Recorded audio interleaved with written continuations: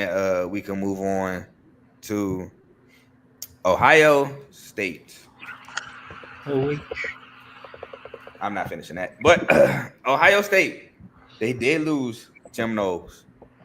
Again, screw you for that.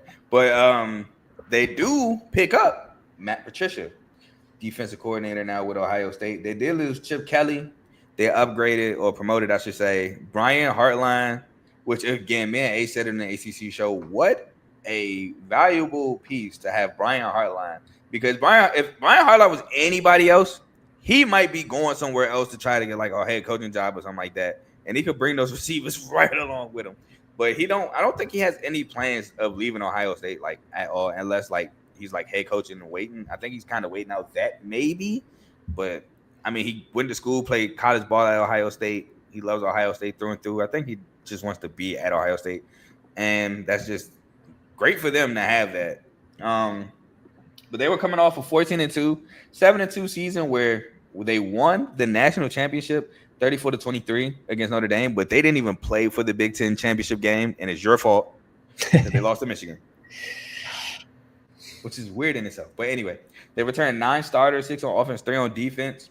Return, obviously, one, I'm going to just say it, the best receiver in the country, Jeremiah Smith. Wide receiver who had 76 catches for 1,315 yards and 15 touchdowns as a freshman. Cardell Tate, 52 catches for 733 yards and 4 touchdowns. Sonny Styles, a linebacker with 100 total tackles, 49 solos, 6 sacks, 5 pass breakups, a forced fumble, and a fumble recovery.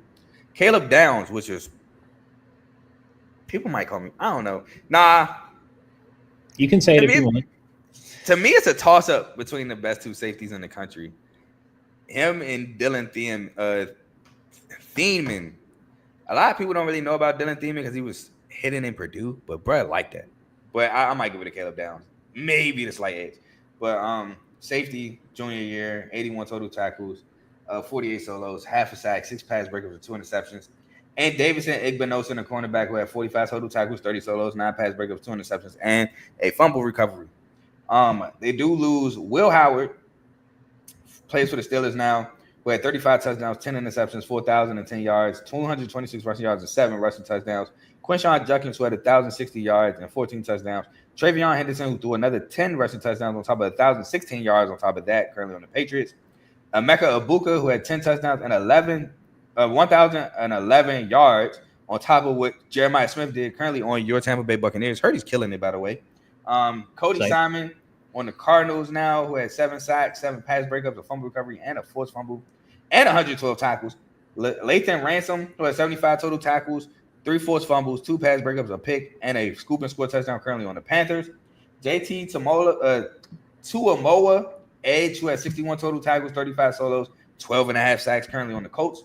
Jack Sawyer, Steelers, currently with 9 sacks, 6 pass breakups, a forced fumble, against Texas, who ran it back for 6. But he had 3 of them. Denzel Burke, a quarterback who had 2 pass breakups, 2 picks, currently on the Cardinals. And Tyleek Williams, who had 3.5 sacks, Lions D tackle now currently. They had the 5th overall recruiting class, 24th in transfers. Talk to me about Ohio State, Trent. Yeah, the big concern is in any college football is the turnover in coordinators and positional. But I think in the culture we live in today, it's very normal. To your point with Hartline being there, it's almost a picture perfect fit. A guy who wants to be there and a guy who's already been around the offense as the wide receiver pass game coordinator for a number of years. I'll go ahead and say it. I think they possess the best player in the country on offense and defense. Not even mad at you, bro. Not even mad at you. In Smith and Downs. So really, it's just the retooling of what they have. You mentioned all the key additions. Right now, as far as I still know, they are in a quarterback position battle. Yeah. It's Julian Saban and somebody else. I can't remember. It's Sayan and Kenol, or what's it? It's like a Lincoln. It's like Kenny something, right? Lincoln Ken Holtz. Yeah. But I think Sayan may end up getting winning the job. It's obviously defending national champs. They've been there before. And the good news is, not to tease the schedule that we're going to get into, but we're going to find out right away what this Ohio State team is made of. So within the Big Ten, obviously they have to play the Penn States and the Michigans of the world. They get God, we don't play them. Thank God.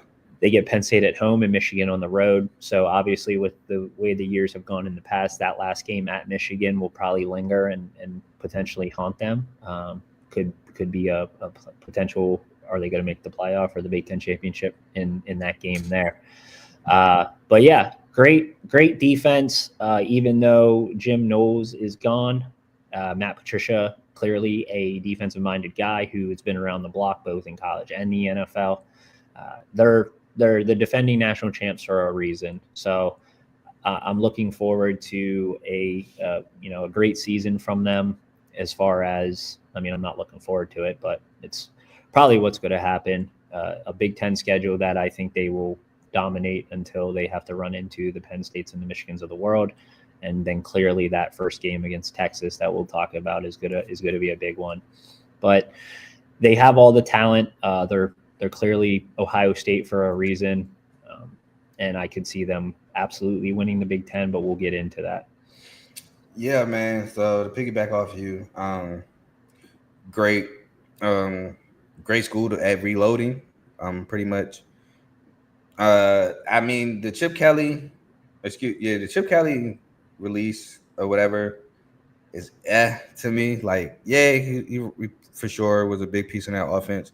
He helped Will Howard a lot, but I do think they'll be fine at OC with Brian Hartline, who was there under Chip Kelly.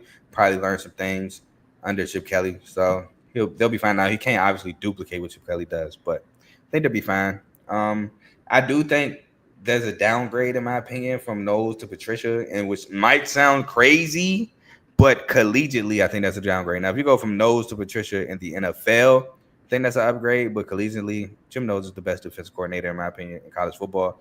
So I think that's a downgrade there. Shout out my brother. He is an Ohio State fan. They did win the Natty. Just need y'all to beat Michigan, bro. Like, please. I'm tired of them. But yeah, then they bring in guys like CJ Donaldson from West Virginia, phenomenal running back. He had a great freshman year at West Virginia. They bring in guys like Max Clare, one of the few productive players for Purdue at tight end with 685 yards and 4 touchdowns. And so they bring in just so much talent.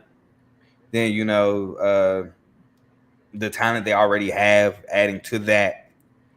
So it's just good to see what Ohio State looks like. They last year were 30th in total offense, first in total defense, 29th in passing, 58th in rushing, 14th in scoring offense, 3rd in passing defense, 3rd in rushing defense, and 1st in scoring defense.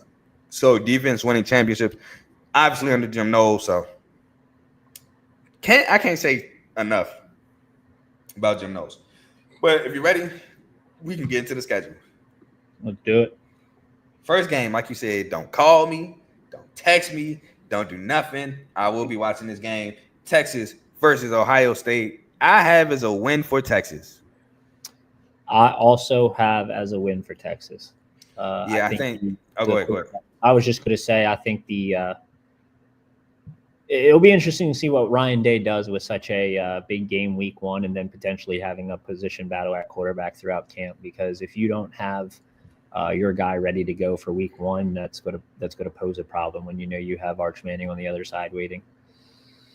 My thoughts exactly. Next, at home against Grambling, a win. Yes, that is a win. At home against Ohio University, Battle of Ohio, a win.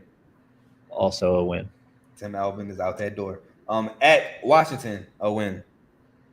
That is going to be a win. Yep. Minnesota, a win. I have as a win as well. At Illinois, oh shoot, I forgot to write it, but a win. A win as well. Yep. At Wisconsin, a win. A win as well. At home against Penn State, a loss. I also have a loss. Thank you, Carl. I've seen it before. The year y'all got screwed and didn't make the playoffs. At Purdue, a win. At Purdue, also a win. At home against UCLA, a win. Well, I got them winning out. Yeah, I have them winning out as well. Obviously, that last game of the year at Michigan is going to be a huge game. But as we talked about, I just don't see the 5 in a row happening. Yeah, that's crazy. So Might be I a got Ohio State. Oh, I got Ohio State going 10-2, 8-1, taking the under 10.5 win total. Yep. It looks like we're in agreement. Losses to Texas and Penn State, so one loss in the conference. Yep. And I don't care if you're disappointed, bro. You got a quarterback battle at the wrong time, brother. Sorry, not sorry. Arch ain't in no quarterback battle. This is his team. He got weapons. He got a defense. And so, taking Texas. Next,